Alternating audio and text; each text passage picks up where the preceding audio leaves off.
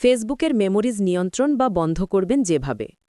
ফেসবুকের মেমোরিজ বা পুরনো স্মৃতিচারণার সুবিধাটি অনেকের কাছে আনন্দের উৎস। এই সুবিধার মাধ্যমে ব্যবহারকারীরা পুরনো পোস্ট, ছবি বা ভিডিও দেখে অতীতের মুহূর্তগুলো আবার মনে করতে পারেন। তবে সবার জন্য পুরনো স্মৃতি আনন্দের হয় না। অনেক সময় হঠাৎ এমন কোনো পোস্ট বা ছবির মুখোমুখি হতে হয় যা অস্বস্তির কারণ হয়ে দাঁড়ায় কিংবা অনিচ্ছাকৃত কষ্টের স্মৃতি মনে করিয়ে দেয়। এই সমস্যার সমাধান চাইলে সহজেই ফেসবুকের মেমোরিজ সুবিধা নিয়ন্ত্রণ বা বন্ধ করা যায়। ফেসবুকের মেমোরিজ সুবিধা নিয়ন্ত্রণ বা বন্ধের জন্য প্রথমে ফেসবুক অ্যাপ খুলতে হবে। এরপর অ্যান্ড্রয়েড ফোনের পর্দার ওপরের ডান পাশে থাকা মেনু বোতামে ক্লিক করে মেমোরিজ অপশন নির্বাচন করতে হবে। এবার ওপরের ডান পাশে থাকা গিয়ার আইকন বা সেটিংস বোতামে চাপ দিয়ে মেমোরিজ সেটিংস চালু করে নোটিফিকেশনস ট্যাবের নিচে থাকা what memories do you want to be notified of নির্বাচন করতে হবে।